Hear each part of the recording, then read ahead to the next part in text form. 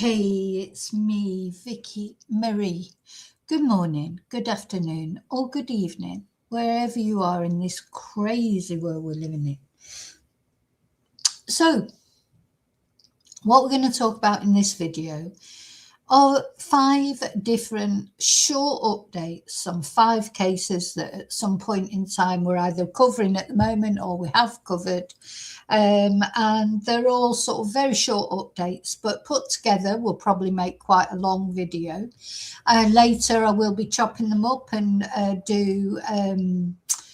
separate them and releasing them as shorter videos. So if you prefer a shorter video, or if you're only interested in one of these cases that we're going to talk about, you could wait for that. Or if not, I hope you'll stay here with me and go through the cases with me live, and of course put your comments. And I'm always very interested to hear your comments, whatever they are, as long as they're not disrespectful, of course, to me or to the victims or the families particularly. But yeah, we all have our views, we all have our opinions, and as I say, as long as we respect the rules of chat, the general YouTube rules of engagement, then that's fine. I'd love to hear from you, your comments. Anyway, so we're going to look at 5 different cases. So we're going to have a look at the case of Celeste Rivas, which we haven't covered for a while because no arrest has been made. There's been no official confirmation of anything, but I'm going to talk about something that was allegedly found in David's home. We're going to talk about that. We're going to talk about Jon Benet Ramsay. Now, every year coming up to Christmas, something comes up about little Jon Benet's case. She was a little girl, probably the most famous sort of murder of a child in America, isn't it? Because it's as yet unsolved. Jon Benet Ramsay, and apparently there is evidence, new evidence. But, or do they say that every year when it comes up to Christmas, to the anniversary of Jon Benet's death? It's been 30 years now, and nobody has been held accountable for the death of that little girl. Anyway, we're going to talk about that. Is there really new evidence or not? We're going to hear from Jon Benet's dad, who spoke on News Nation. We're also going to have a look at the case of Paul Doyle.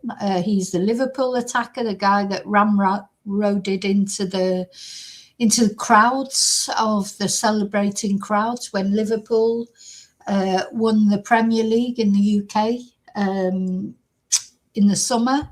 And he has been sentenced to 21.5 years. Good, I say.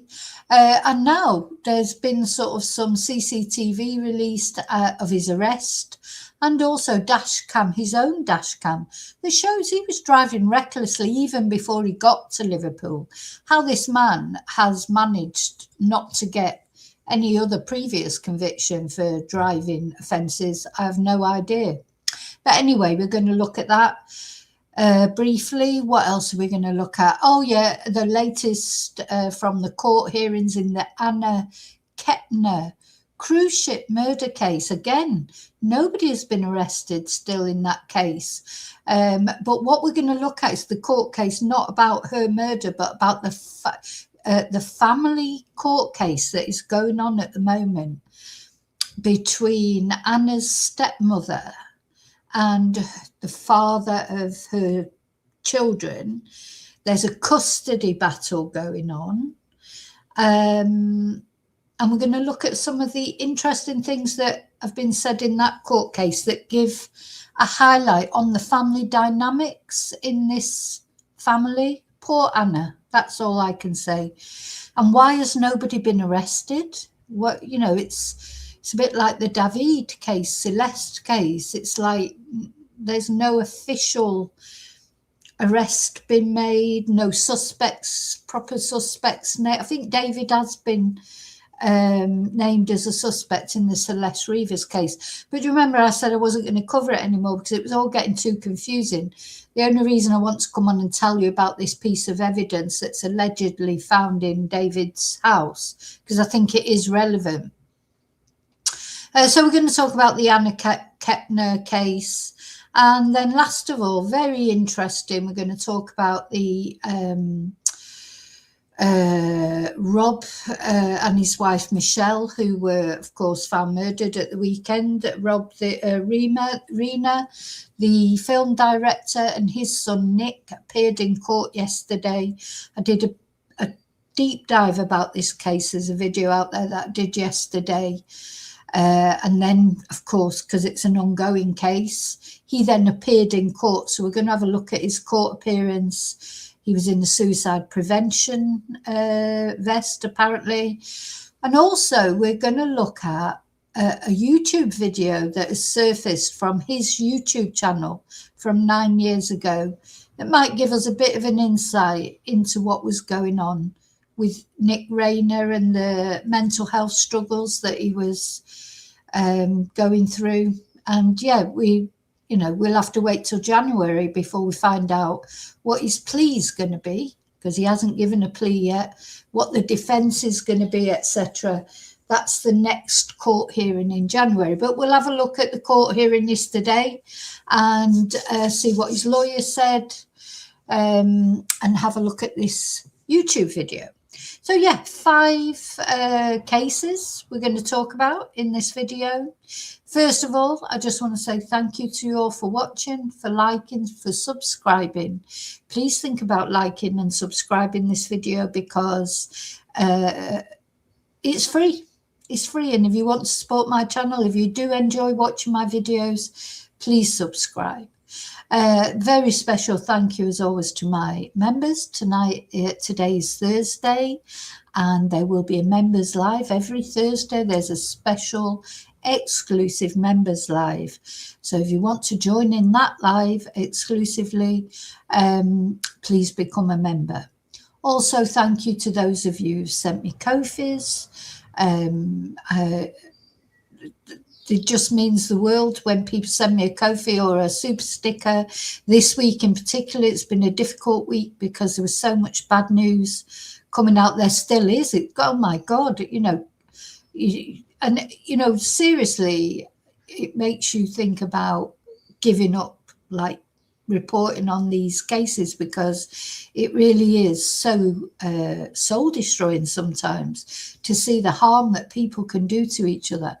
But also then, I sort of feel a bit better about it now, because I do feel, these cases need to be reported on. These people, these victims especially, they need to be remembered. Their names should not be forgotten. It's important. And the other thing is, the outrage that we feel about these cases, it's good that we feel outrage. It's good that we feel upset, because you know what, when the day comes that we don't feel outraged anymore and we don't feel upset, that's a really sad day, isn't it? If the day ever arrives where we just think, oh, it doesn't mean anything, these people don't mean anything, because we just get desensitized. So it's good that we continue to be outraged. And these people, especially the people who are deceased in the cases we talk about, they don't always have a voice, do they, afterwards? But we can be their voice. And a sense of outrage is good, isn't it? Really, we should feel outraged. So thank you, because it's those kind of things, people becoming members or buying me Ko-fi. As I say, it's not just the financial support of it, it's the moral support. It makes me feel like, people say nice things. They buy a Ko-fi and they put a nice message, thanking me for the videos, and it just makes me feel good. It just gives me a nice feeling. So thank you so much. Yeah. Now, hello, you lovely lurkers. Thank you for watching. Hello, replay crew.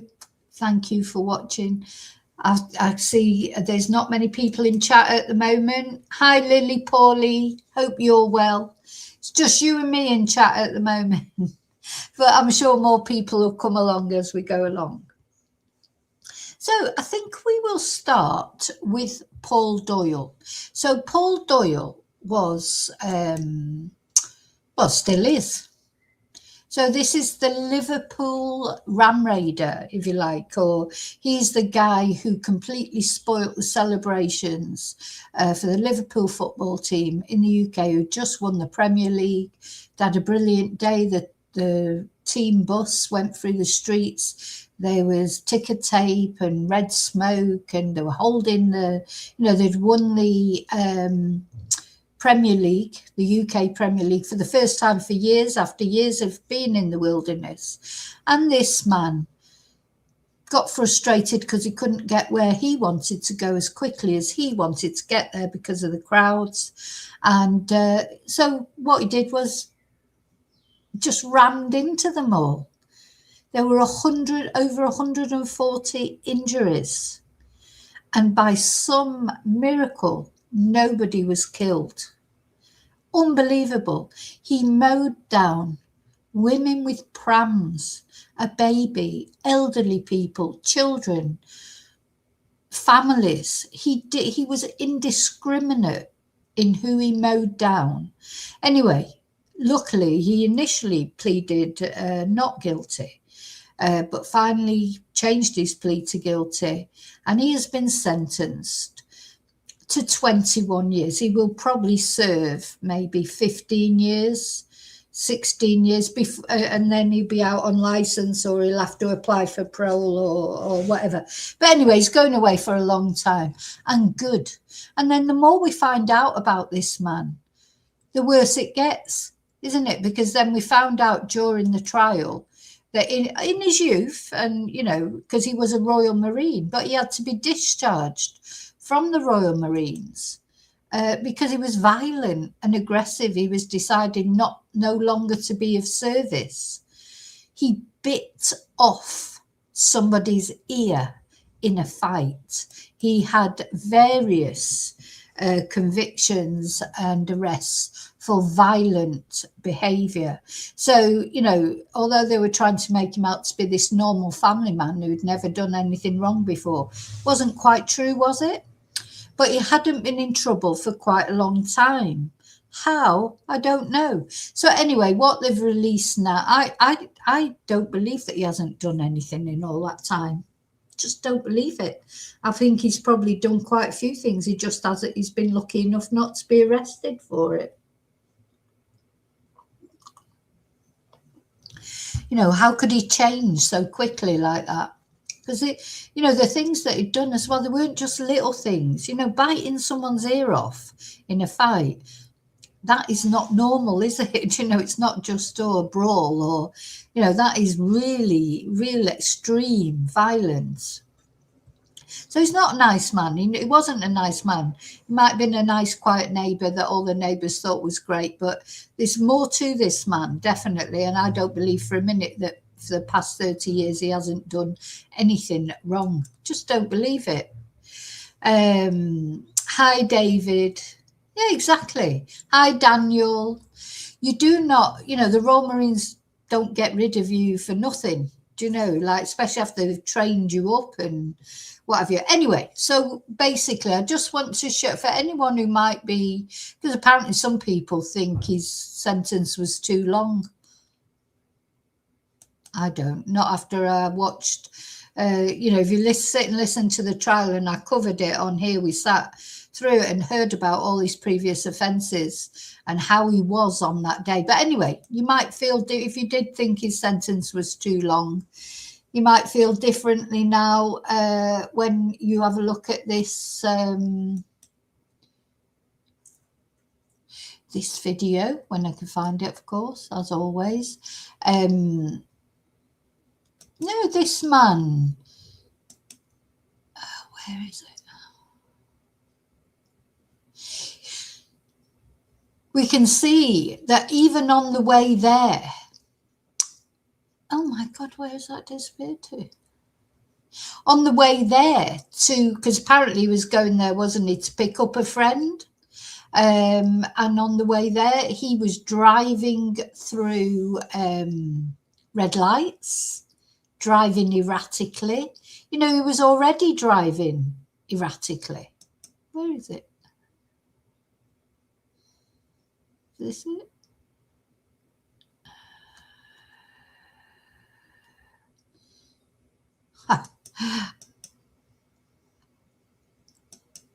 I swear there's gremlins in my computer, because I've got everything ready that I'm going to show you. And the first one that I'm going to look at seems to have disappeared. Because they've released his dashcam footage, and they've released the footage of him being arrested. And for some reason, it's completely disappeared off my screen. Can't have done, can it? Let's have a look. Is this it?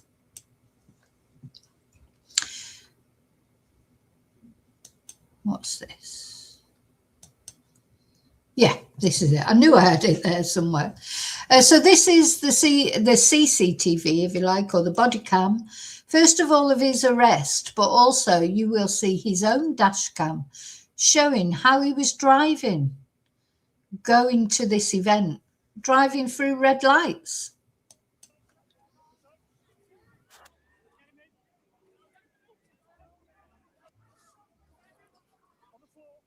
I think this was his actual arrest from the body cam.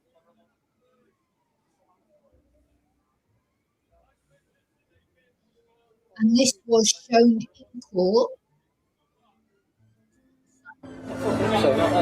Yeah, but camera's off. Let's go. This side. Get him in. On the floor, on the floor.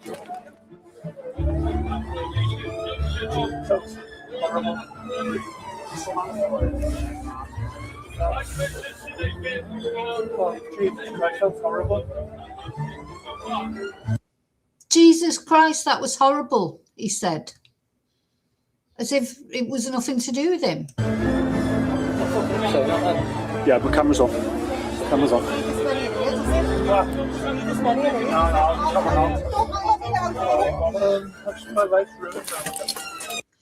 My life is ruined now. My life. So he's just mowed into all those people injured, over 140 people. And he says, my life's ruined now.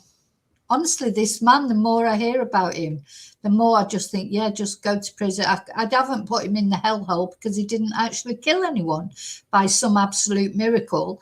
But do you know what? He deserves to go in the hellhole, to be honest. Right, no pressure on your legs now, mate. There's no pressure on your legs. Right? Thank you. Right? Just stay exactly there. I got you. All right? Yeah. I just, I really don't understand what he thought he was going to achieve by barging through all these people. And they say he had no alcohol or drugs in his system. It's unbelievable, really, isn't it?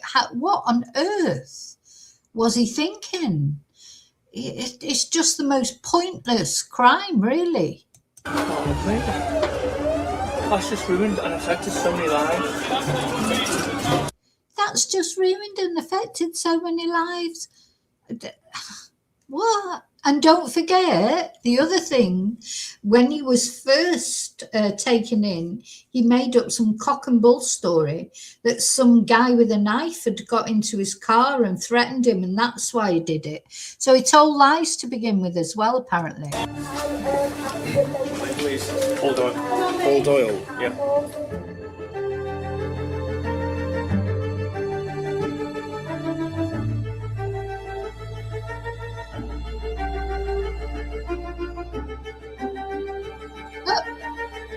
I mean, the thing is, he's a Liverpudlian. You can hear in his accent. He was supposedly going there to pick up a friend and his family. He knew what was going on. Why did he get himself into that position? Did he really think that he would just be able to, he's so special he could just drive through everybody?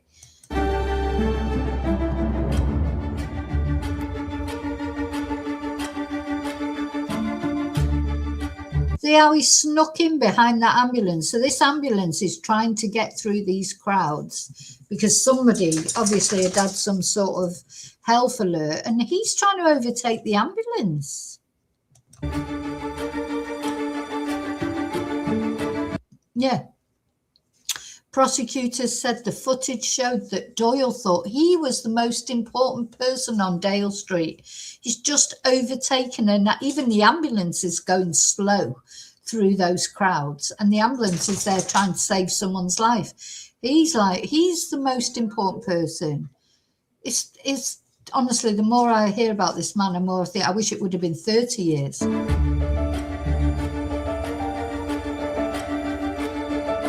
So the crowd's getting angry with him there, but look, and then he just burst into the ambulance. Let's just see that again. So he literally reversed, hit the ambulance, as well as mowing people down. Oh. Anyway, this is his own dashcam footage showing him on his way to the incident, you know, on his way to pick up his friend. He's driving too fast along these small roads, and he's running red lights and everything. Look, great.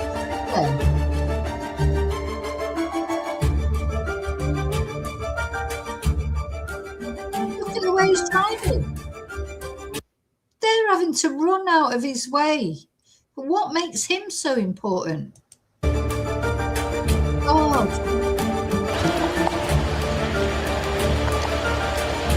You know, so there's more to. I'm just a little bit speechless because, you know, so he can't claim at all, can he, that this was uncharacteristic of him? Because look at the way he was driving beforehand. Let's just watch that again from him going through the red light. I wonder if he saw anybody on the way there. What was so important? The lights are flashing and he's just going through.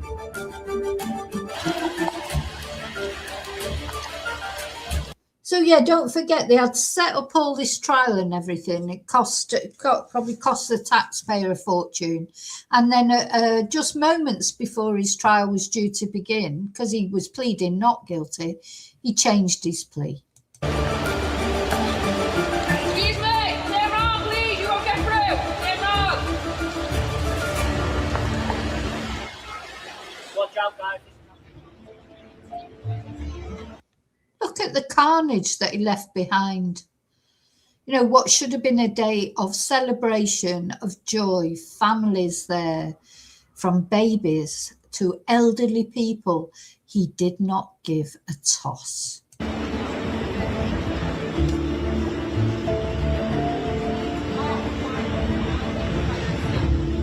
The moment I realised something had happened is when I was struck from behind. So as I was walking in front of the ambulance, as I said before, to the left-hand side of it, the passenger side, I was struck with almighty force from behind, which has then sent me flying over to the right-hand side and land. Imagine that, a paramedic. He's there to help people. And this twonk just crashes into him deliberately because he is more important than everybody. In the gutter on Water Street, as I've put my hands out to brace myself, as you normally would, and then as I've been in the gutter, there was a number of people like around me and on the floor. As I've looked left, I've seen a car. I've then seen the car reverse lights come on and start heading back up towards Water Street, and it was at that point, in my mind, I immediately thought I'm in the middle of a terrorist incident. Yeah, everyone thought it was a terrorist incident, didn't they? You would think that, you know. So 78 people had their victim impact statements read to the court. That wasn't even all of them. There was 140 people injured. and they had to cut down the number of actual charges to make it manageable for the jury. They had to, wonder if he did that on purpose, because then just before the trial started, he pled guilty. So, but some of those charges, of course, against him couldn't be, because it had already been cut down so that it was sort of palatable for a jury, because it was such a massive amount of people that he injured. Oh, he's a horrible man.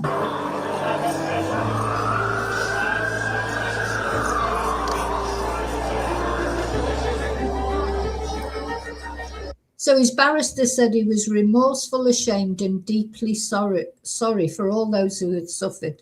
I don't think he's sorry for them. He's sorry for himself. That's all he's sorry for. He only changed his plea when he realised he wasn't going to get anywhere.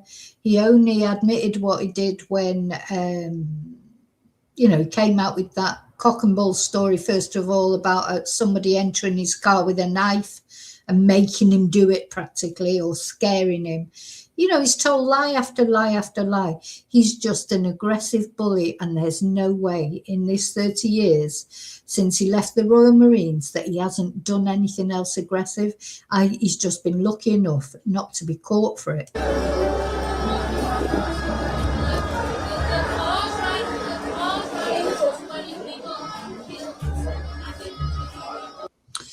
So I just wanted to show you that, because anybody who might have a residual feel sorry for this man, there's nothing to feel sorry for. He went through red lights on his way there. He nearly knocked those people over that were crossing the pedestrian crossing. He's a horrible man. He's an aggressive man. He deserves every year of the 21 and a half years or whatever that he's been sentenced to. He deserves all of it and more, in my opinion. But let me know what you've used. Maybe you still think he's been hard done by. But anyway, we all have our views, don't we? Okay, so this is, that was the first thing that I wanted to talk about. Now we're going to talk about this case of this little girl, Jon Benet Ramsay. Oh, I don't think there'll be many of you out there who don't know about this case, this little girl who went to beauty pageants. Gosh, where do we start with this case? I'm not going to go into the whole case from start to finish because, I think most people probably know about Jon Benet Ramsay. I have done if you search on my channel, there will be, I've done a couple of videos, I think, about Jon Benet. But basically, she was found murdered, wasn't she, in the basement of her own home. Was it Christmas Day or New Year's Day? It was around about let's just get the dates up because the dates escape me. So, every year around Christmas time, it was 1996, December the 25th. Yeah, Christmas Day.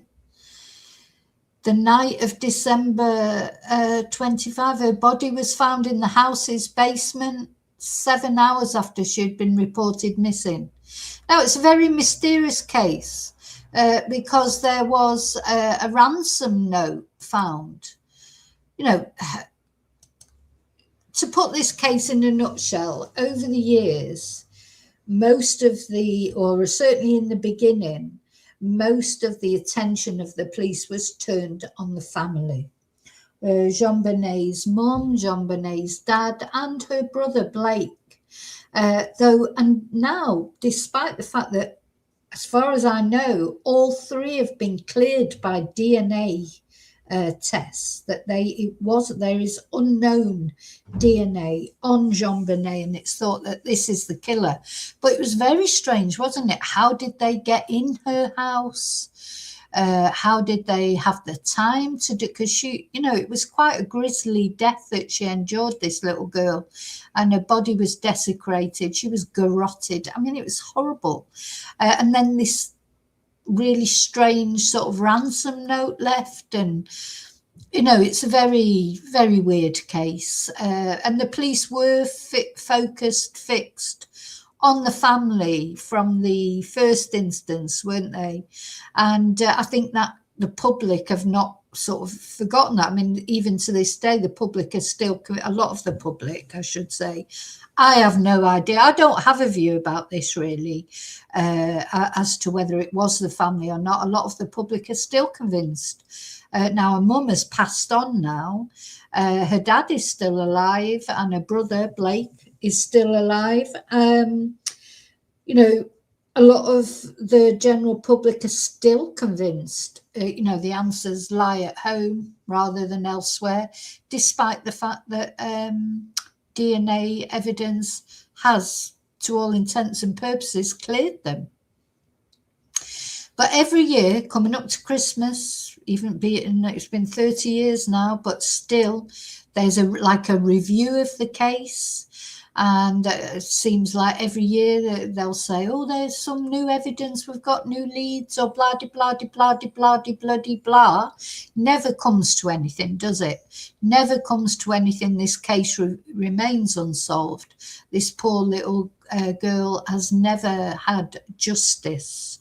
Nobody has been found accountable for a horrible death. And it really was. She suffered a terrible death, you know, just no two ways about it. And she's had no justice. So just the same as always this year, coming up to Christmas, supposedly new evidence has come to light. Now, of course, everybody's saying that, oh, it's different this time. It's different this time.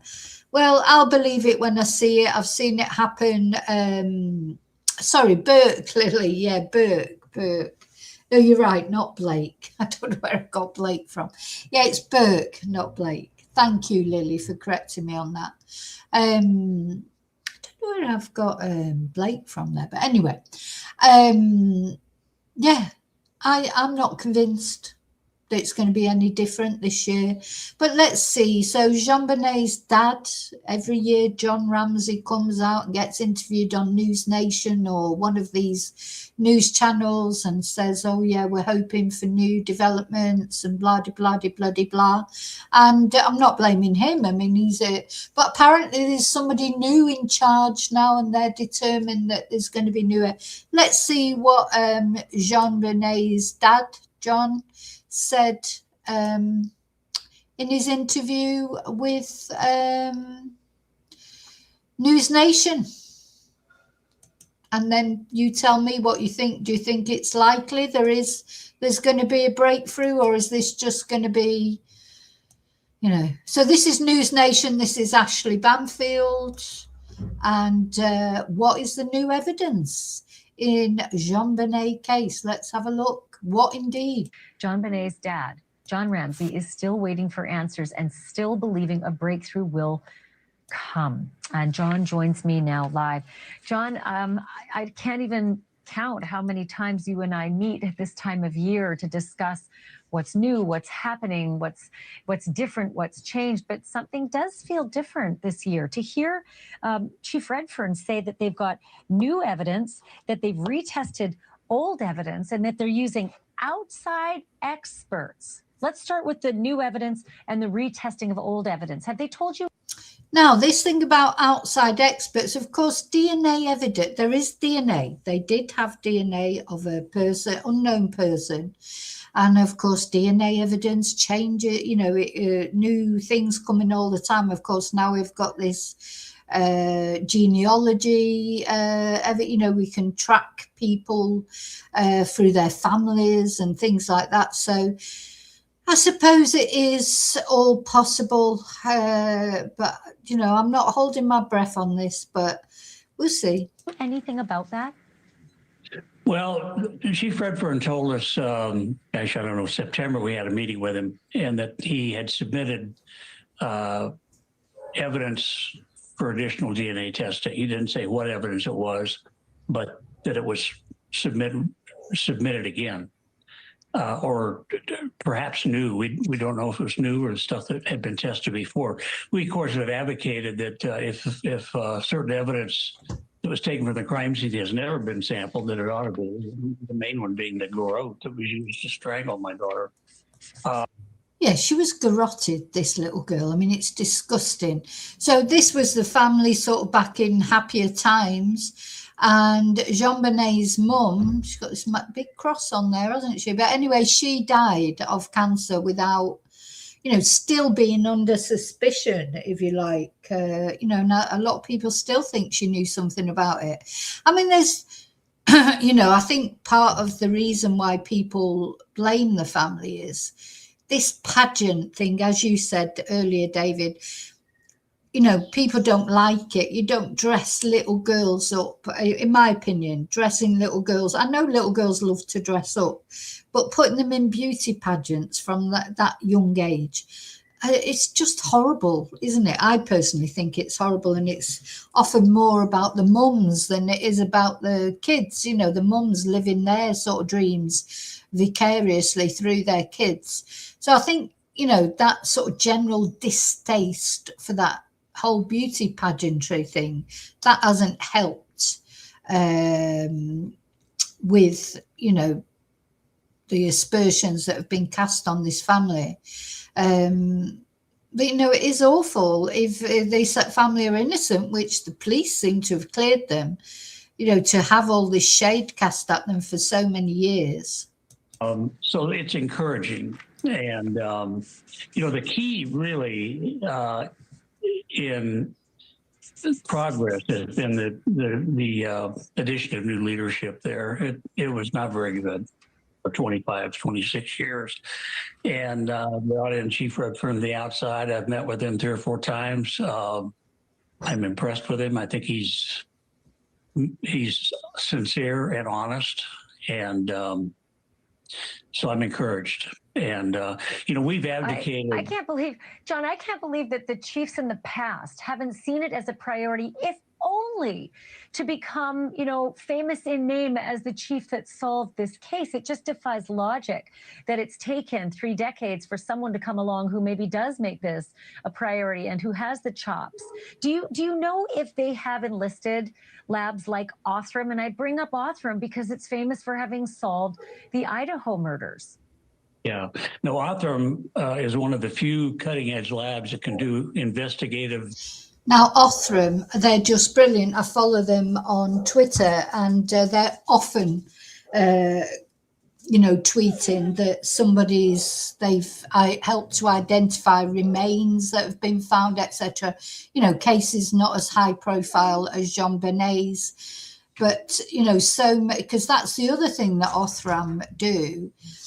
Not only to identify perpetrators, but they also, of course, they can help to identify, remains that have been found and link them, people who've lost their loved ones, maybe through self-deletion or accident or whatever, give and remains, John Does, Jane Does that have been found over the years. Every day on their Twitter feed, they're talking about people that they've managed to identify, which is brilliant, isn't it? Because it gives some closure to the loved ones of missing people that maybe have been missing for years and years, but they were always there, but they just couldn't be identified. So Othram, whether this is because he did specifically mention outside agency, didn't he? So is that Othram? I mean, we don't know. So apparently they're going to have a meeting in January. Genetic genealogy, IgG is the term for it. And we've been advocating that the Border Police do that, use that technology in our case. I think if they do, we've got a probably a 70-80% chance of getting an answer. It's been very successful in solving old cold cases. It's kind of the latest and greatest use of technology and DNA to solve crimes. And You know, I'm going to tell you something. When I saw the posting of Chief Redfern, I went deep down in the comments and I was reading the comments. And John, I'm not going to lie, I was so disheartened to see how many people out there still believe you had something to do with it, despite the fact, and let me repeat this loud and clear, that the Boulder police and everybody else involved in investigating the murder of your daughter, they have cleared you over and over and over again. And they've gone so far as to apologize for having left you under that umbrella of suspicion for so long, to the point where Patsy died before she was cleared from that umbrella of suspicion. So for anybody watching, if you're one of the commenters, do your research before you make such painful comments about Jon and his family. Okay, that aside, I will say this because you brought it up when we, I think, spoke at CrimeCon, that you wish that they would ask you to re-interview. You wish that they would bring you in so that you could, once again, tell them everything that they might want to know. Is that, I know you got the meeting in January. Is that on the agenda? Well, we haven't put it on the agenda yet, but we're going to ask for a meeting again in January for an update. And they've always been, at least with Chief Redfern, very cordial in honoring that request. So, you know, they've been fairly quiet about what they're doing. I think if I read between the lines of his latest report that he issued, there's some encouraging words there. And so I'm more optimistic than I've been in a long time, certainly with new leadership. You know, the problem with the old leadership, it was the old guard. These people that were in that. Well, that's good that he feels encouraged for, you know, because as the years go on, I suppose sometimes he must just give up thinking that it's ever going to get solved. But of course, it's never going to go away for him. And as Ashley said earlier, unfortunately, Patsy never got to hear. Patsy never got to find out anything. Will he get to find out something before he leaves this planet?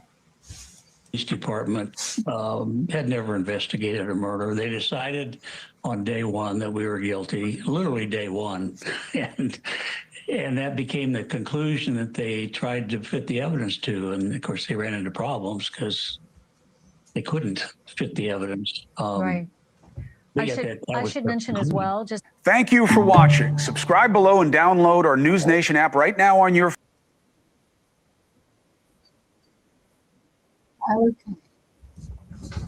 So, yeah, I just wanted to let you know about that because that's a big case, an important case, a case we've followed. But is it just the usual sort of coming up to the anniversary of when it happened? And, you know, it seems like there's always something like that every year. Is it just the usual or is there more to it this time? Is it true that they do have new evidence and it might result in solving this mystery and at least giving, I mean, it's possible after all these years that whoever did do this to Jon Benet may not be alive anymore. So, but it still wouldn't matter, would it? As long as they could, you know, just it could be established who it was and also clear this family for once and for all, because people are still, as Ashley Banfield said there, despite the fact that they've been cleared by the police and the DNA evidence and that, you know, I think people are still focusing on the family because there's just not anybody else, you know. So I think that's basically where it comes down to. So anyway, I'll keep you posted if I hear any more, you know, in the new year. I'll keep you posted about it. So, okay, so what we're gonna talk. Oh, so now we're going to talk briefly about Celeste Rivas. I'll put her picture up. Oh, hang on. This is another mysterious case. Of course, they're all mysterious. That's why we end up talking about them. Because if they were straightforward, we probably wouldn't talk about them. But Celeste, this girl, she was 14 years old when she was last seen alive. She was then, or even maybe 13. I mean, it's not clear. The timeline isn't clear in this case. And Celeste she's been described as a troubled teen. She ran away from home a few times, and she was in a relationship with a guy called David, but not normal David, like D4VD David, because he was an aspiring singer, songwriter, very strange guy, basically. His songs, there's a lot of, he seems to be obsessed with macabre things. Just let's actually have a look at David. So I haven't got a picture of him up. I don't like showing a picture of him really, but we need to see one, I suppose, just so we understand who we're talking about.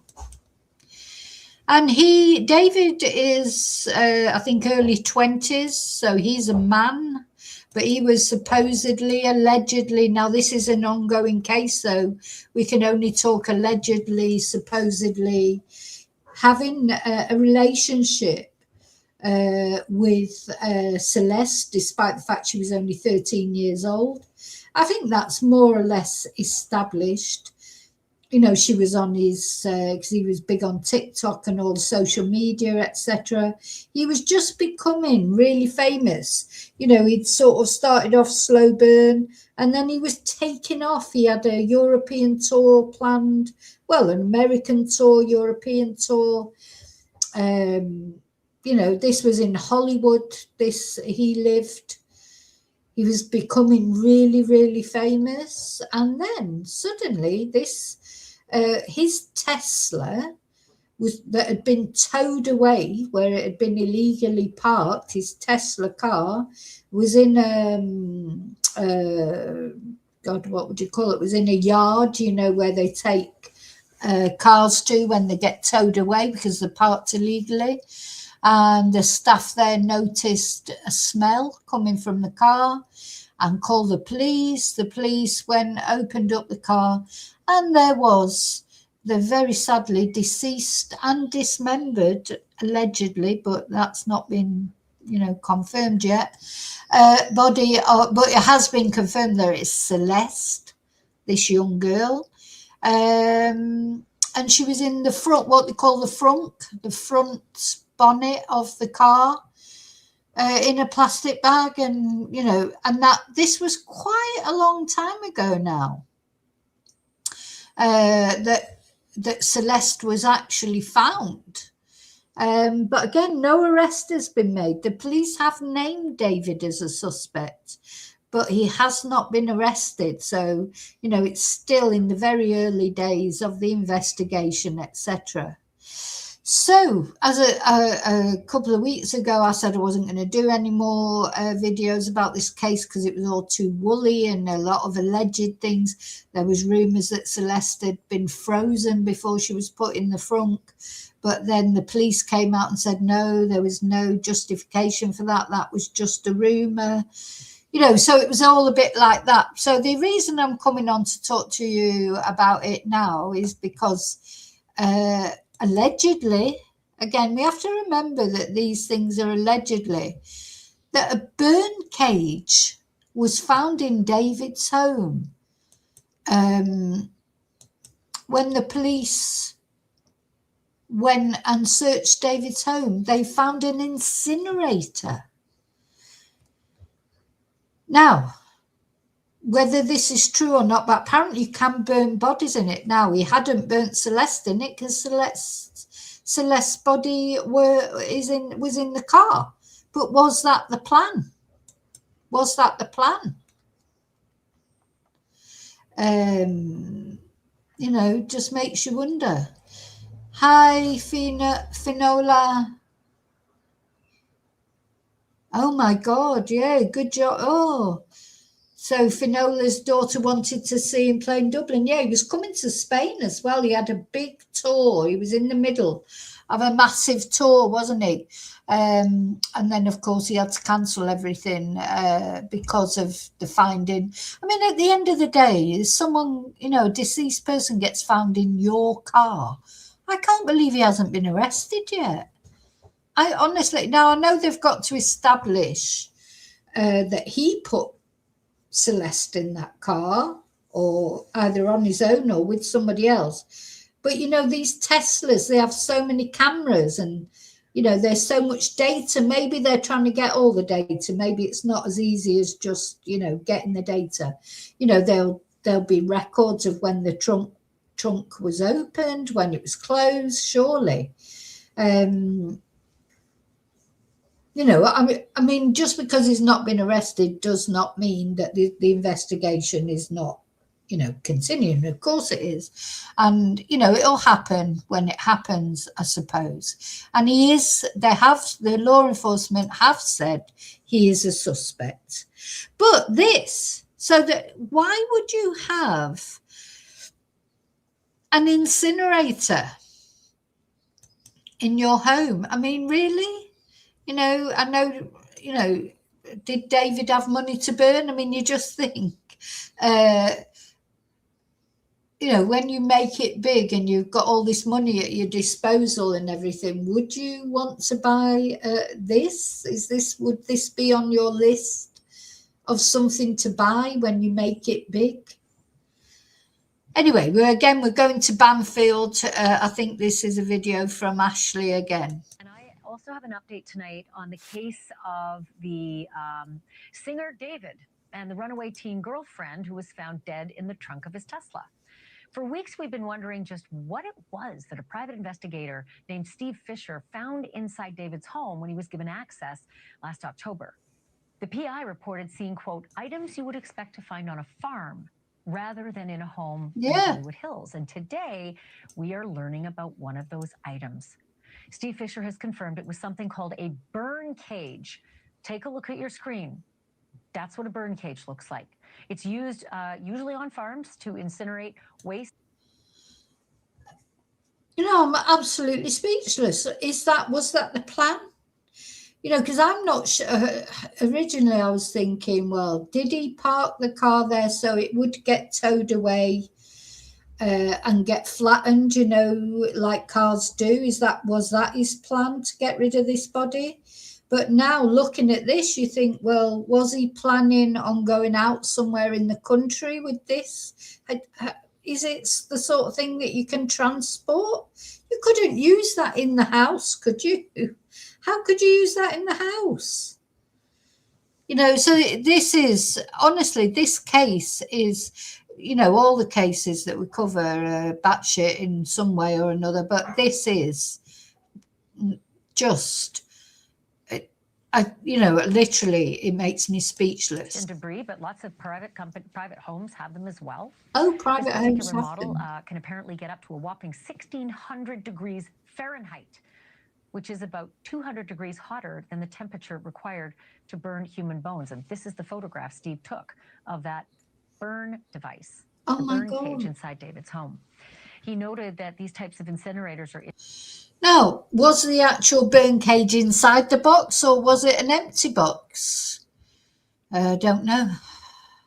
Illegal in LA County, and that even if it were a prop, say used for a music video, still doesn't seem to be much of a reason for it to be delivered to his home.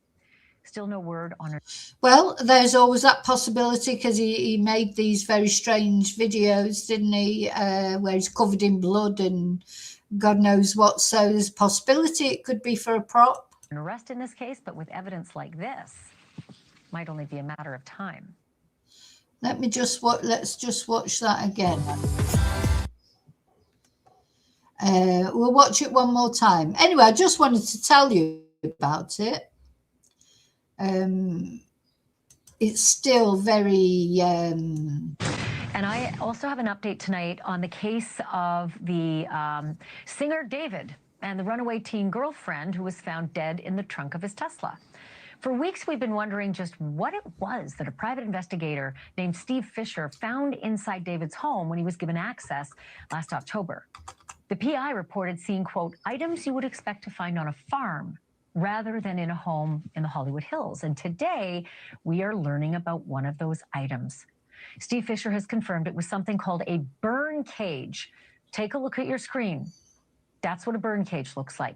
It's used usually on farms to incinerate waste and debris, but lots of private homes have them as well.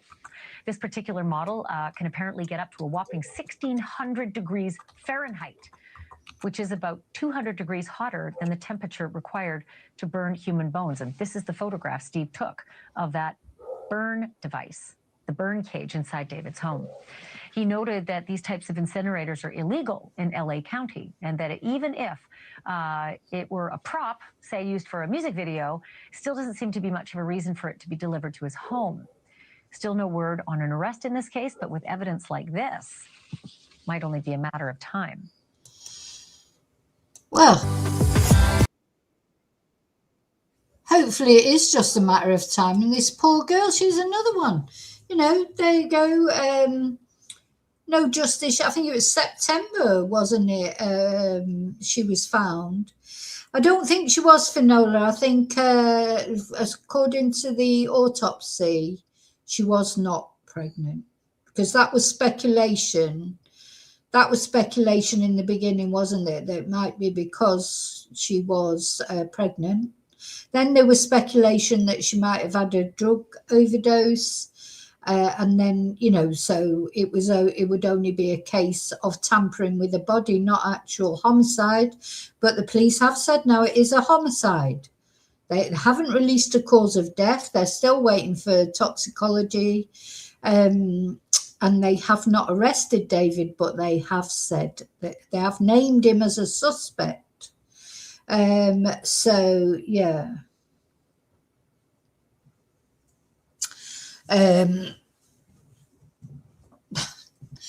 Poor Celeste. I mean, the thing is, what we do know for sure is this poor 13 or 14-year-old girl, however old she was when she actually died, is dead. And she was found in this car. So sooner or later, please God, somebody is going to be found.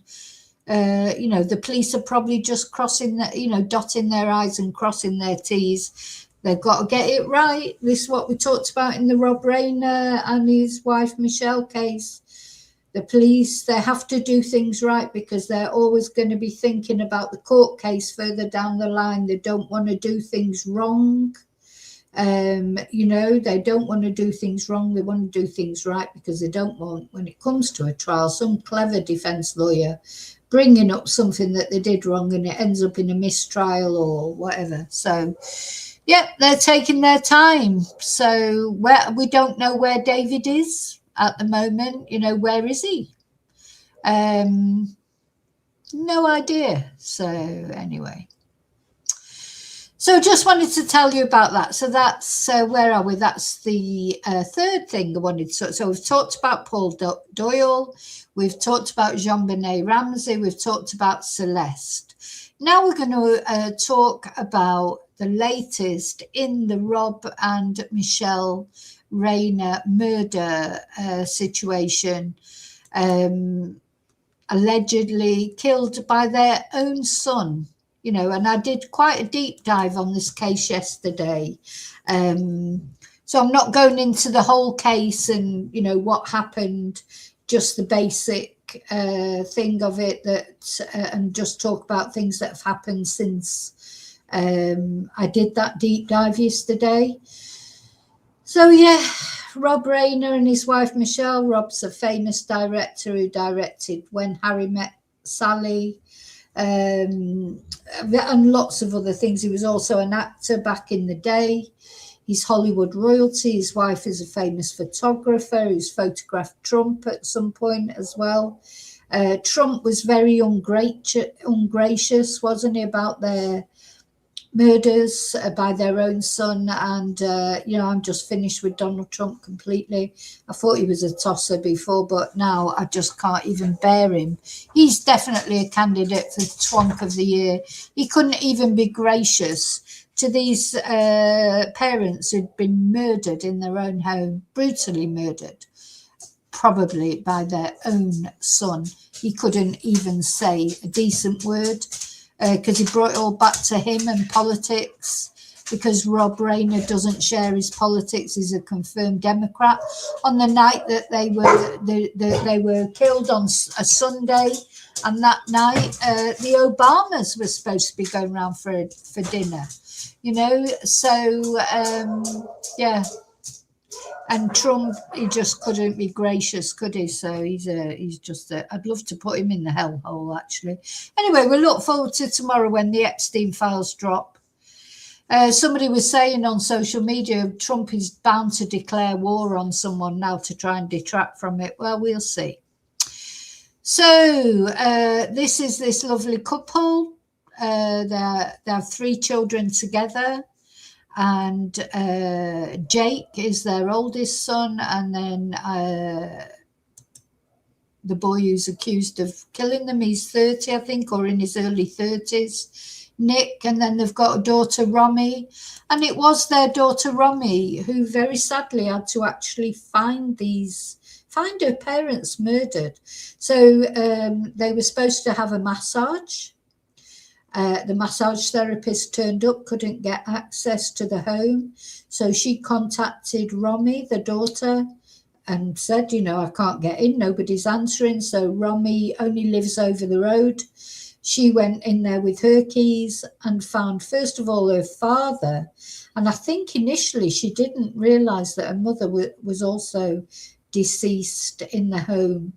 And it seems that they were in different rooms, because there's been sort of, you know, it makes you wonder how someone can overpower 2 people.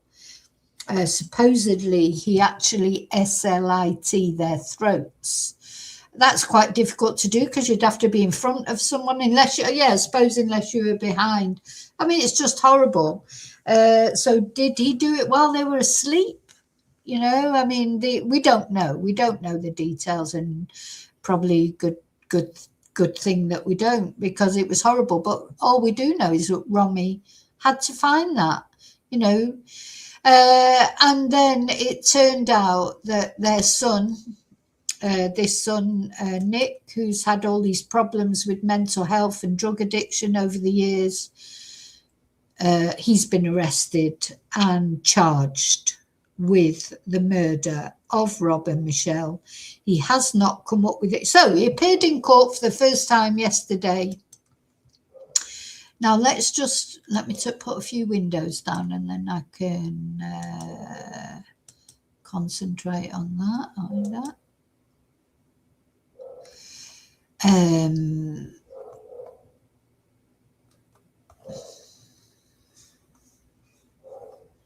Well, let's have a look at this. So we're going to have a look at a YouTube video of him that's resurfaced. It's 9 years old, that probably illustrates his mental health struggles a little bit. We're going to watch that. But first of all, so this was him apparently in court. He was wearing a suicide prevention jacket. No photos were allowed to be taken of him. He only spoke once to say, yes, Your Honour. His lawyer, who was, as we were talking about, as we were saying the other day, his lawyer that's been contracted, we don't know who's been contracted. So see this self-deletion jacket. It looks like that sort. He's got no clothes on underneath it or anything. I mean, you know, he definitely has got mental health issues, but, you know, I don't know. I don't know. There he is with Rob. You know, I think all the cases are sad, but I think this is so sad because I expect these parents just tried so hard to help Nick, and it just didn't work, did it? Didn't work. So anyway, his lawyer, let's have a look, because his lawyer did speak, even though he wasn't filmed speaking. Let's see.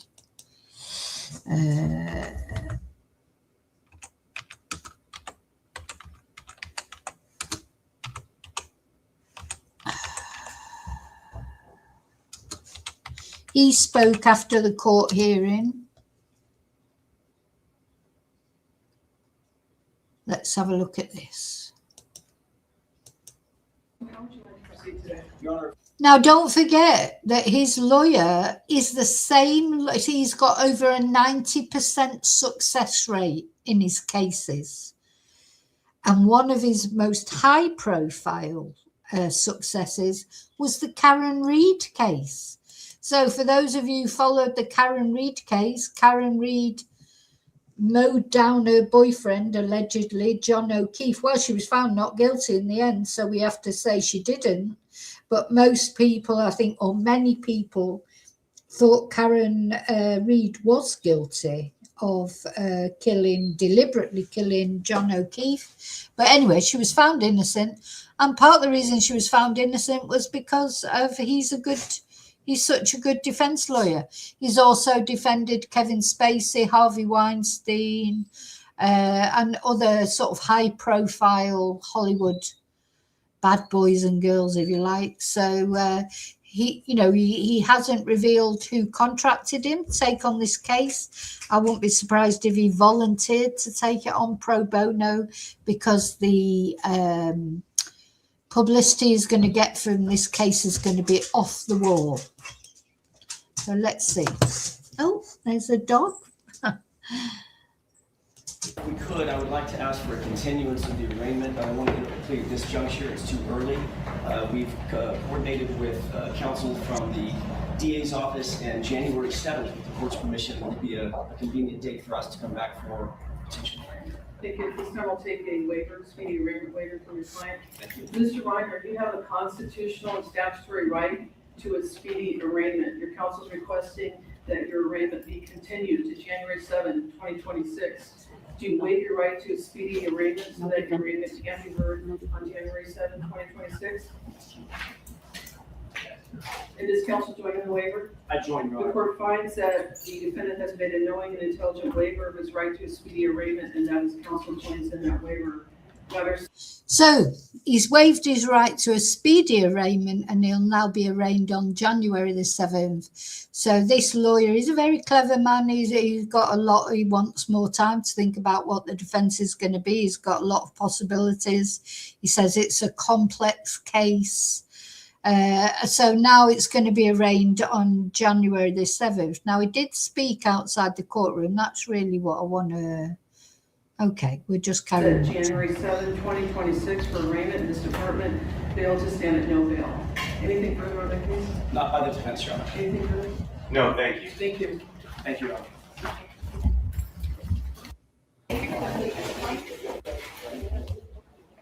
So, yeah. So that was Attorney Alan Jackson, who's representing Nick Reiner, waiving the right to a speedy arraignment. So no plea yet from Nick Reiner there. They have now rescheduled the arraignment to January 7th, and we're waiting for the attorneys to speak outside court. Let's listen. Good morning, ladies and gentlemen. I just have a couple of quick words. First of all, and most importantly, this is a devastating tragedy that has befallen the Reiner family. We all recognize that. Our hearts go out to the entire Reiner family. There are very, very complex and serious issues that are associated with this case. These need to be thoroughly, but very carefully dealt with and examined and looked at and analyzed. And we ask that during this process, you allow the system to move forward in the way that it was designed to move forward, not with a rush to judgment, not with jumping to conclusions, but with restraint and with dignity and with the respect that this system and this process deserves and that the family deserves. So with that, we are set for January 7th for an arraignment. That's the next court date. And that's all I have to say at this point. There may be more at some other point, but today we're going to rest on where we stand procedurally, which is this was a continuance of arraignment. Nothing happened today substantively. We'll be back for an arraignment in the same department on the 7th of January. We'll see you then. So, in the meantime, this family has been devastated, haven't they? You know, coming up to Christmas, their Christmas as their Hanukkah, first of all, because it was Hanukkah when it happened, Festival of Light, etc. And although obviously if they're Jewish, they don't celebrate Christmas in itself, as but there would be, it would be like a party, you know, a party sort of time for them. They had Christmas decorations up, wreaths and things like that. Just so sad. That's something I remember from the Jon Benet Ramsay case, seeing the way the house had been decorated for Christmas, and they had all these candy canes. God, it was like Hansel and Gretel, you know, like the candy leading to the sort of scary house, because that's where Jon Benet had been murdered. But there was these like candy canes lining the pavement going up to the house, and this has given me that same eerie feeling. There's people looking forward to the festivities, you know, one way or another, parties, things like that, you know, and then this horrible, devastating crime, you know, whatever the truth is behind it, whatever, you know, I don't know what defense he's going to come up with. You know, he got Karen Reid off. If he got Karen Reid off, he's pretty good with his, you know, he's a clever guy, but I don't know what he's going to do, how he's going to defend this issue. We just don't know, do we? It's, you know, pretty sort of terrifying, really. Anyway, so this family that are absolutely devastated. So let's just jump forward there a bit so that we can see. There's Rob with Nick in better times. Here's all the family together. You've got Nick, Jake, the older son, Romy in the middle, and the mum and dad, Michelle, and Rob in happier times. You know, and there were times that Nick was on the straight and narrow and seemed better. Anyway, the family have given a statement, which I'm going to read out to you.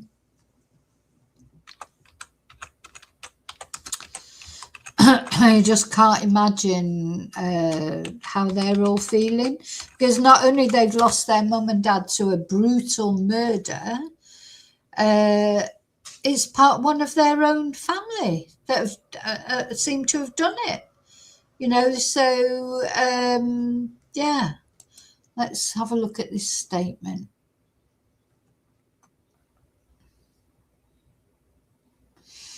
So they released a statement saying this: words cannot even begin to describe, let's just share it on here. Words cannot even begin to describe the unimaginable pain we are experiencing every moment of the day. The horrific and devastating loss of our parents, Rob and Michelle Reiner, is something no one should ever experience. They weren't just our parents, they were our best friends. We're grateful for the outpouring of condolences, kindness, and support we've received not only from family and friends, but people from all walks of life. We now ask for respect and privacy, for speculation to be tempered with compassion and humanity, and for our parents to be remembered for the incredible lives they lived and the love they gave. So, yes, thanks, Donald Trump, for your lovely thing that you said. You know, like, he's a vile man. He's got no grace whatsoever. So here we go. We have a family in mourning. And, you know, even Nick, when he sort of wakes up from whatever psychosis he was going through, he'll realise he's lost the people that loved him, probably, maybe even the only people that loved him unconditionally, that tried their best to help him. You know, that's a big loss for him, and it's his own fault. You know, he's got to live with that. He's 30 years old, or just over 30, and he's got to live with that for the rest of his life. Anyway, so now we're going to look at this YouTube video that's come up. So apparently he had a YouTube channel. He had 95 subscribers. This is 9 years ago. Well, it'll give you a little bit of an insight into Nick's state of mind, maybe.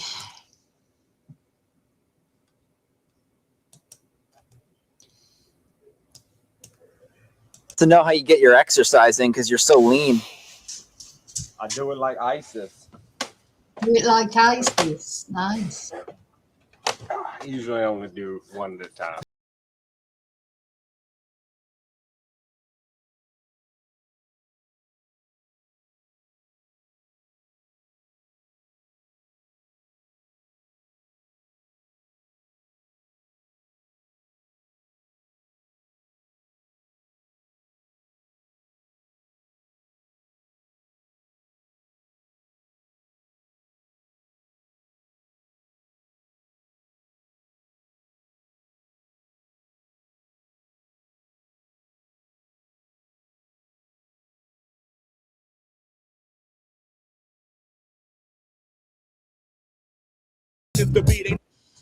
No, you know, you know, he has had every privilege that he could possibly have, and he just, you know, wasted it all. And I know that addiction's a strong thing, and you know, I'm torn, which I sort of feel sorry for him in a way, and then there's part of me that just thinks you're just a selfish little shit, entitled. You just think you're entitled to everything, you know, like, and you didn't even appreciate what they were trying to do for you. But then, you know, then in the next moment, I think, well, it's mental illness, it's addiction. You know, you can't control it. You know, I just waver all the time with what I think about this guy. Knocking you over, you know it ain't the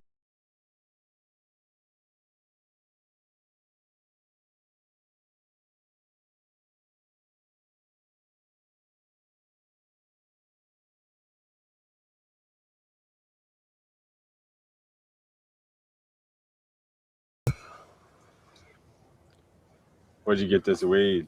Say and spell your first and last name for me. I ain't gotta tell you my first and last name. Most people.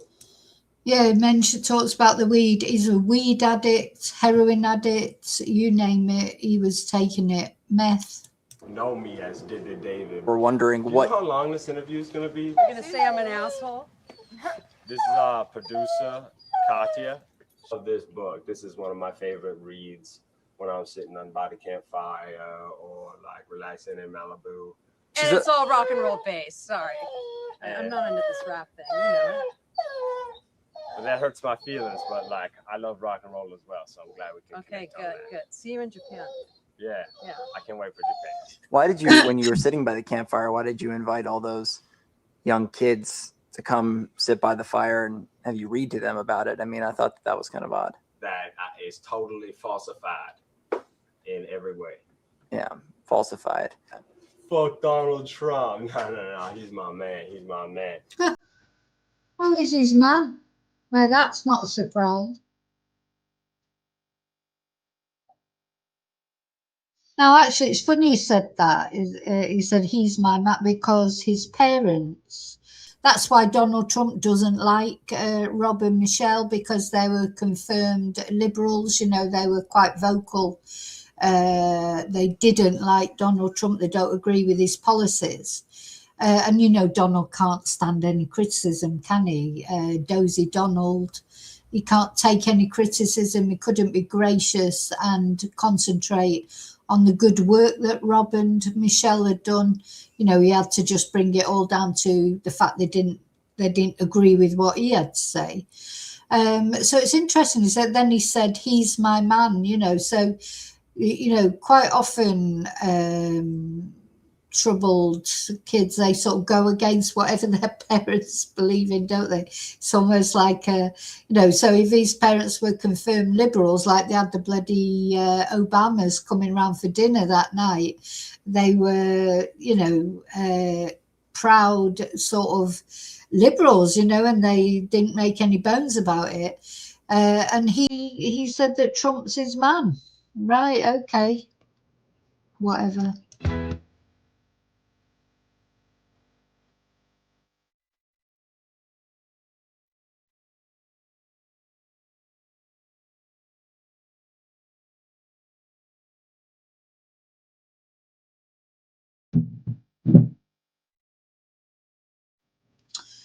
YouTube's definitely kind of, they don't like songs, so I'll just turn the sound down while there's a song on.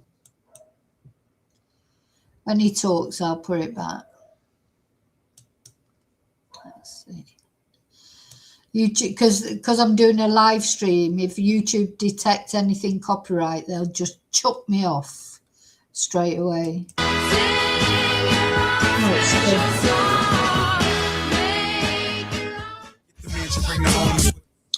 Yeah, I have to have it sound down, I'm afraid.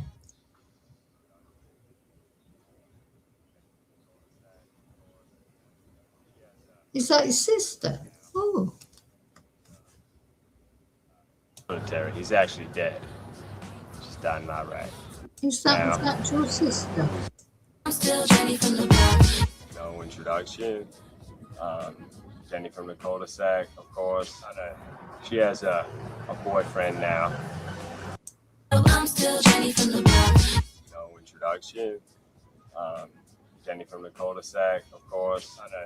She has a boyfriend now who's in the military. He's actually dead.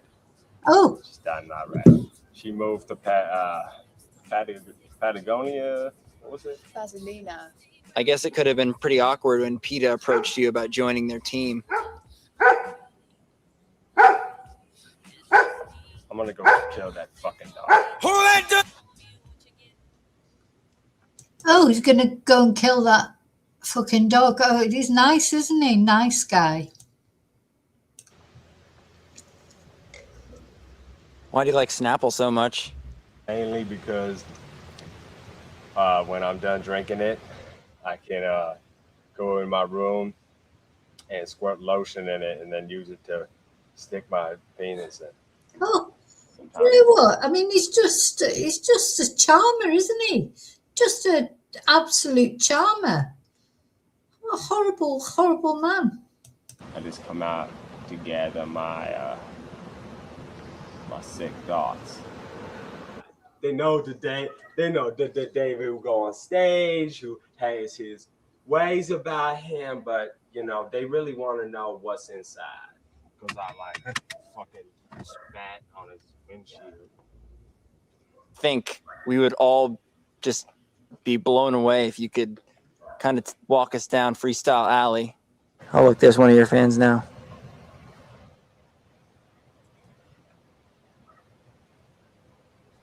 That's Barbara. She's blind, so that's why she didn't see the wave. The geniuses, the brilliant ones, the people.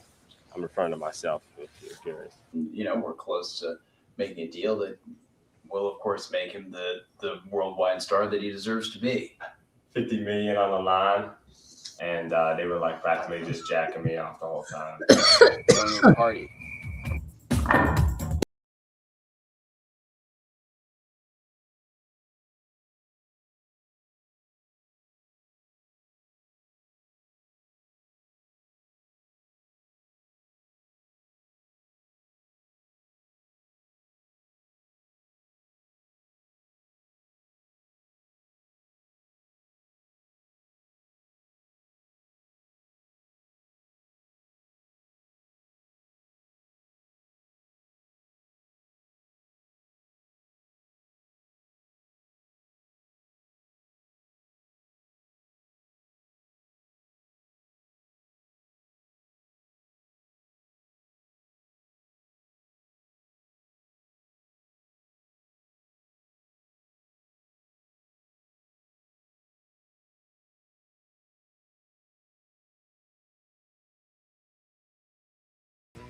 Oh yeah, he's just smoking dope or crack or whatever he's smoking, doing whatever, swearing, saying horrible things. No wonder his YouTube channel's only got 95 subscribers. I expect it'll blow up now when people get to know. People will be watching this video because once they get to know about it. Yo. I feel like I'm like 100 different people. Do you feel really? I do too. So what a waste, you know, I got like 100 personality disorder. Okay, I'm scared of them. Dude, I was just about to. You just want to fucking pussy. My mouth is getting a little parched because of how much I'm talking to y'all, but we really haven't really delved into anything deep, so. So, let's go back. Everyone wants to know how you get your exercise in because you're so. Oh yeah, so it's he's only got 98 subscribers, but this video now has got 22,000 views. I bet it didn't have. I didn't notice how many views it had when I first looked at it, but I don't think it was 22,000. I think it was about 100 and something. So yeah, people will be watching this video now. This video will probably go viral, won't it? Yeah, he is a twonk. You're right. I'm going to put the twonk one up as well. Exactly right. He is a twonk. You know, I don't know if that's mental illness or just a shit. You know what I mean? There's a fine line, isn't there? Is he, you know, is he mentally ill? Or is he just a shit? You know, I'm not sure. Anyway, I just want to say I feel for the family and what they've all got to face. And even him, he's going to get a shock when he sort of comes round or whatever. He's killed those people who cared about him the most. But anyway, yeah, spoiled brat. Spoiled, entitled brat. I personally agree with that. But we'll see, because there'll be mental health history. I don't know if he's ever been diagnosed with anything. And he did have periods where he came out. You know, he was in rehab 16 times. And as I said in my video yesterday, if these parents have probably gone through hell with this boy, and they've tried their very best to help him. And if even people with their resources couldn't manage to help their son, and it even resulted in their murder, what chance have normal people got who can't afford to send their children to rehab and stuff? You know, so difficult.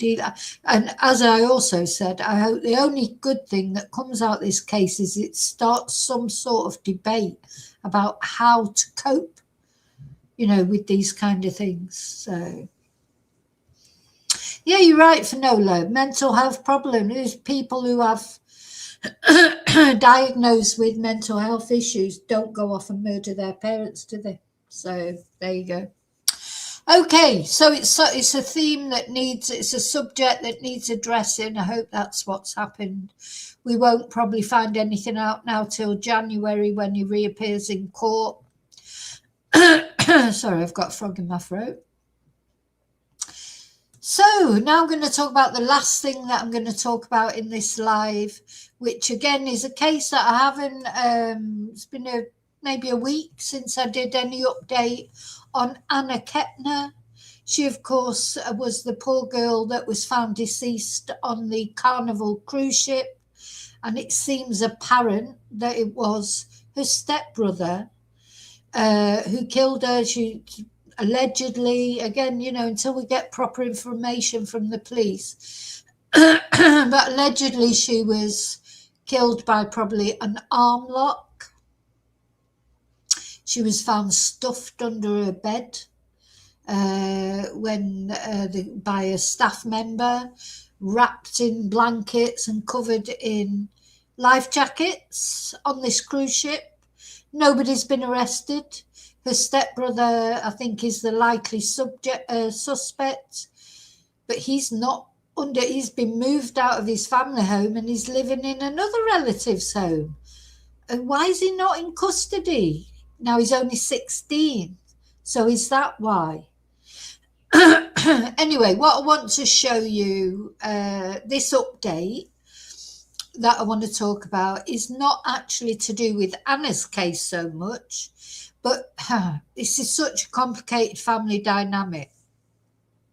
So Anna went on the cruise with her biological father, his I don't know if it's his wife or his girlfriend. So people are calling her stepmother. I don't know if they were actually married. The stepmother has children. Oh God, I've forgotten now the whole thing. Anyway, Anna was sharing a stateroom on the cruise with her biological brother, who we're going to see testify, I think, in a moment. Oh, no, it's not him, I don't think. Oh, gosh. Is it?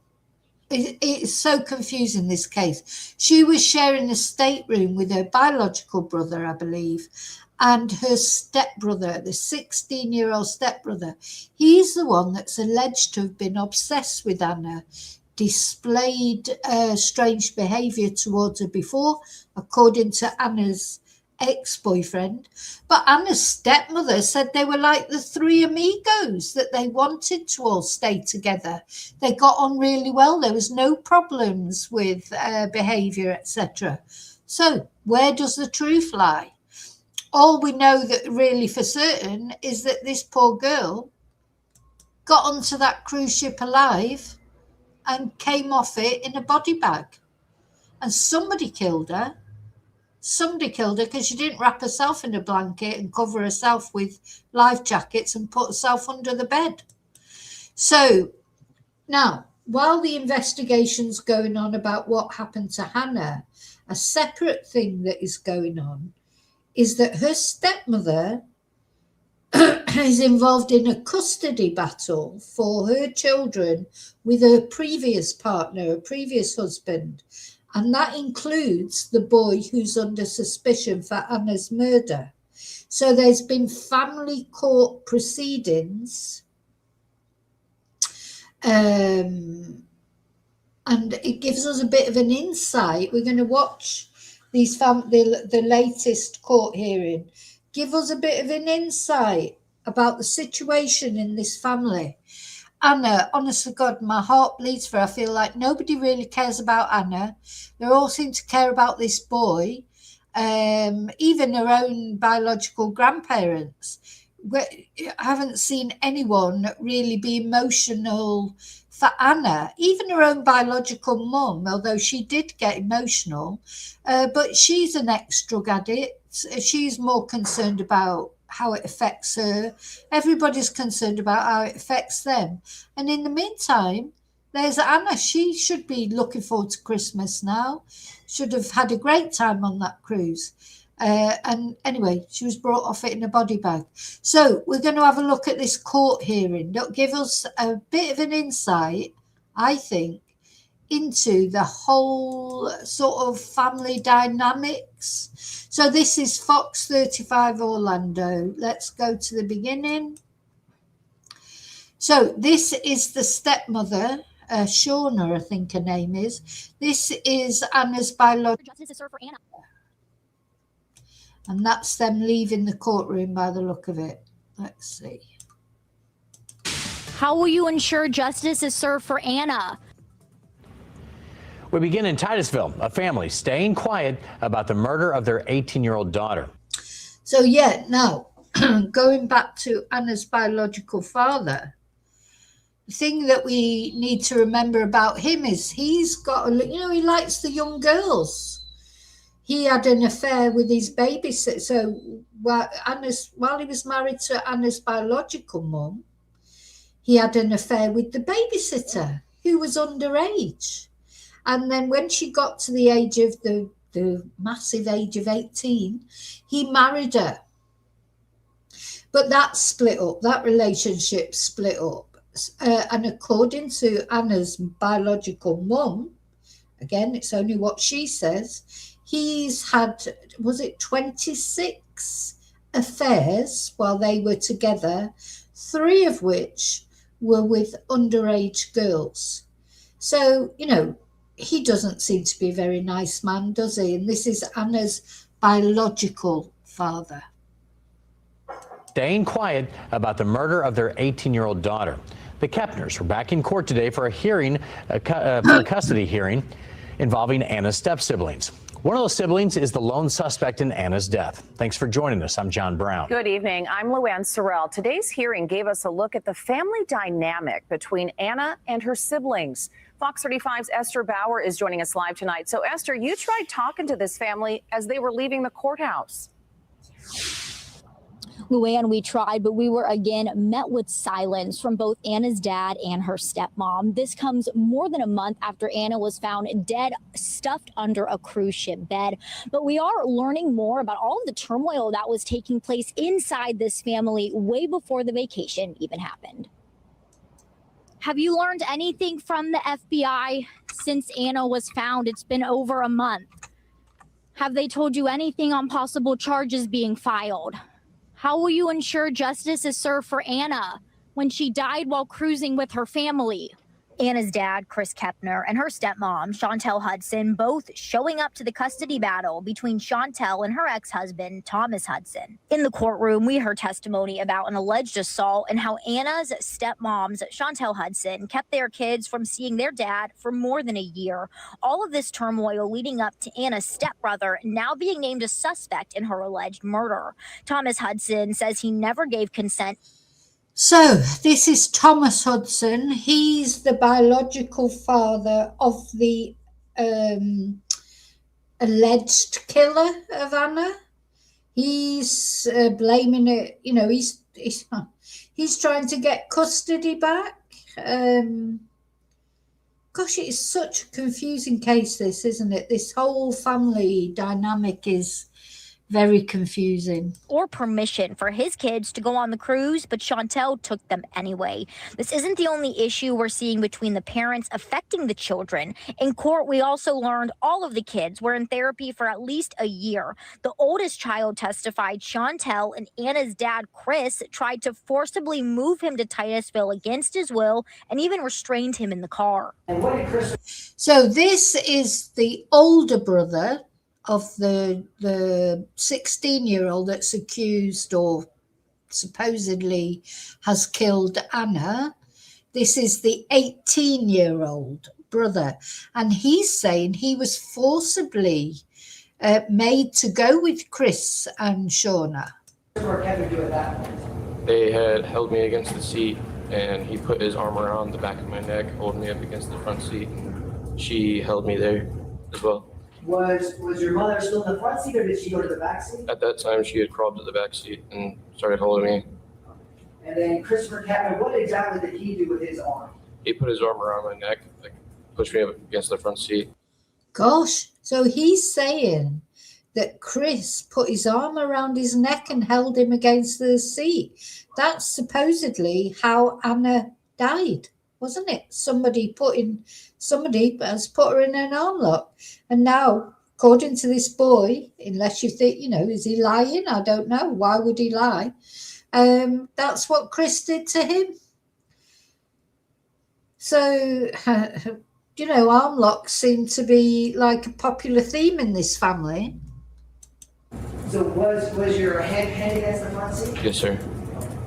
And did you remain conscious the whole time, or did you black out? Or? I believe I blacked out once or twice.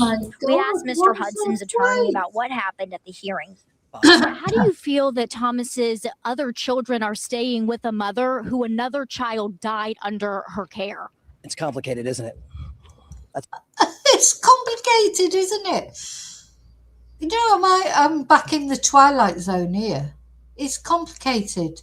Yes, it is complicated. So a child has died under their care, or a young girl, I think she was 18. The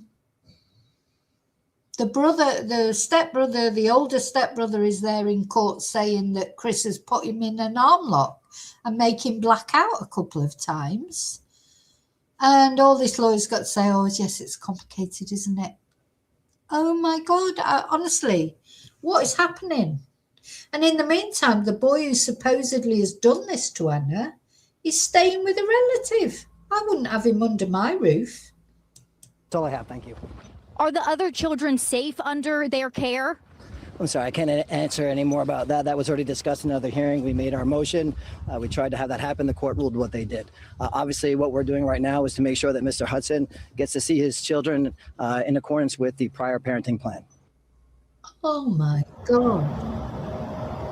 And still no word from the FBI on possible charges being filed in this case. A judge did not have enough time to get through all the witnesses who were called to court, so this family will be back in court for another hearing. Reporting live in Vieira, Esther Bauer, Fox 35 News. Thanks, Esther. There you go. Respondent in this case goes ahead and tells the Poor Anna. Poor Anna.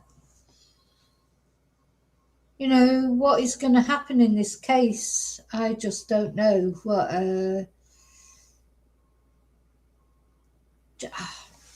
this poor girl, you know. Now, somebody, one of Anna's family, oh, David, you missed the thing about Anna. Somebody in Anna's family, let's have a look. I'm sure somebody spoke up from Anna.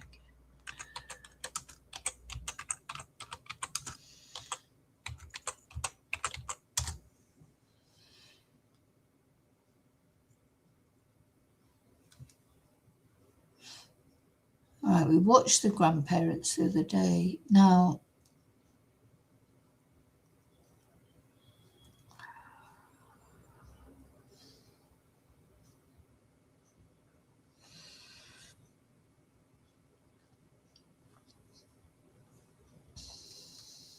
let's have a look at this.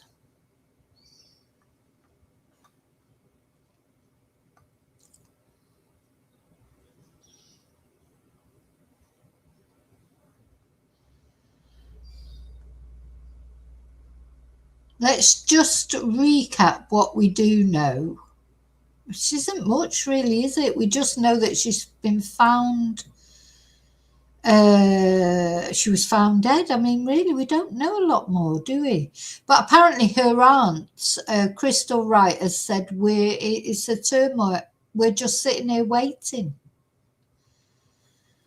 No, she said that they learned from unrelated custody documents that the 16-year-old stepbrother is considered a suspect. We don't understand why, if he's a suspect, why has he not been charged yet? You know, there's really so little that we know. But anyway, that court case, that court hearing there, I think that gave us a very interesting insight into this family. So it turns out, so the older brother, let's just recap it, it's finished. The older brother of the person, the 16-year-old who is thought to have killed Anna, his older brother there was just speaking in family court, and he said that Anna's biological dad had him in an arm lock in the car and he blacked out a couple of times. And don't forget, it's an arm lock that killed Anna. So, you know, there's violence in this family, isn't there? There's violence in the family. And, you know, that's quite severe violence. I mean, you know, I think in most families there'll be fights and arguments and pushing and shoving, but putting someone in an arm lock, because that is so dangerous. Because I still believe personally, I think that boy maybe put her in an arm lock, messing around like maybe he's seen, Anna's dad do, or maybe Anna's dad had done it to him as well. And he did it. Maybe he just held on that bit too long, or he caught her in the wrong place. I don't believe that he intentionally tried to kill her, because it just seems like the most ridiculous thing to do on a cruise ship when you're staying in the same room as someone. But of course, people do ridiculous things, don't they? So it could be that he did mean to do it. You know, yeah, exactly. Confused, you will be. I mean, it's just... You know, and at the heart of it all is this young girl who, yeah, she won't be celebrating Christmas this year, will she? Don't know why, but just get the feeling that they'll still be celebrating Christmas. I don't feel that there's any emotion there about Anna dying, or, you know, and obviously I don't know what goes on in private, and maybe they do, maybe they are heartbroken, but you just don't get that feeling with that stepmother and Anna's biological father. You know, he is a PDF, let's not forget. He's not a nice person.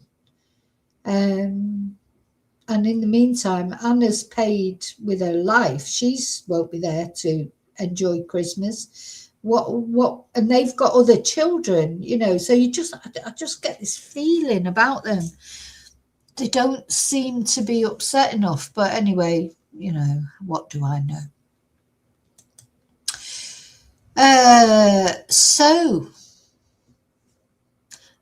Okay, I'm going to leave you now. I've gone through those 5 cases. As I say, I'm going to split this video up and, you know, into the individual cases and release those later. So tonight is Members Live. So exclusive Members Live tonight.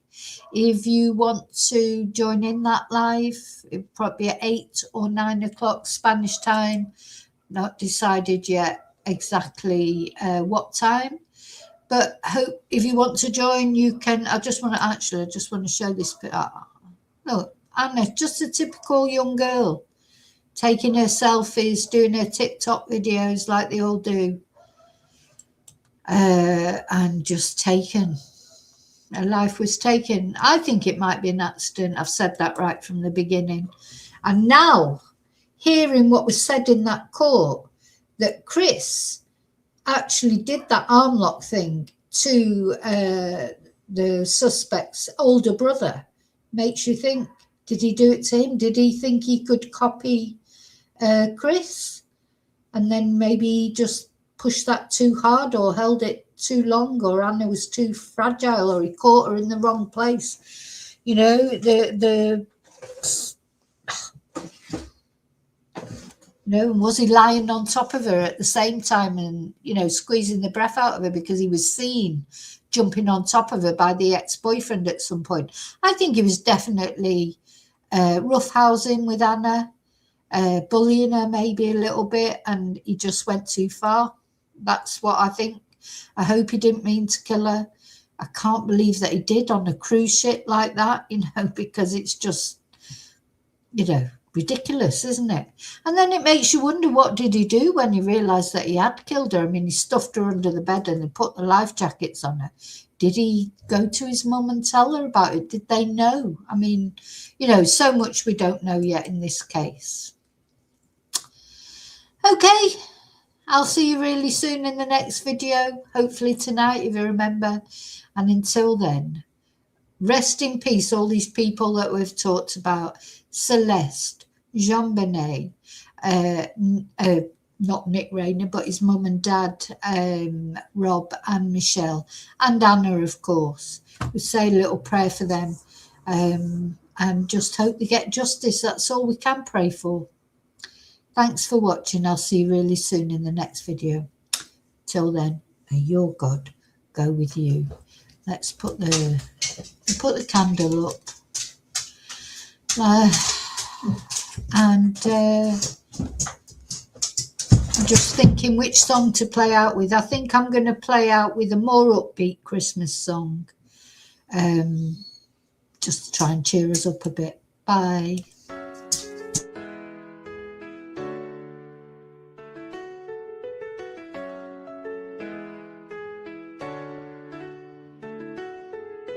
Welcome to the channel, it's Vicky Marie. Spitting out the flavor, making history. Subscribers rolling in, family feels fresh. Jump into the vibe, leave the comments, no stress. From street talks to makeup, we cover it all. Chopping up the beats, making big moves, y'all. Urban queen, got the rhythm in her veins. Flow so tight, never stepping out of lanes. Join the fam, hit that subscribe. Vicky Marie chats, we keep it live. Stay connected, watch the magic unfold. Members unite, let's strike gold.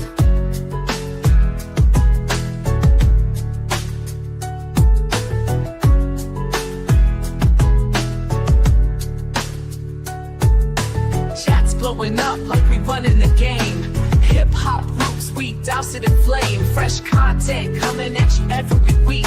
Stay for the laugh, the wisdom, the street. Got something for everyone. Sizzle and pop, unfiltered vibes. We never gonna stop. Engage with the crew, let your voice be heard.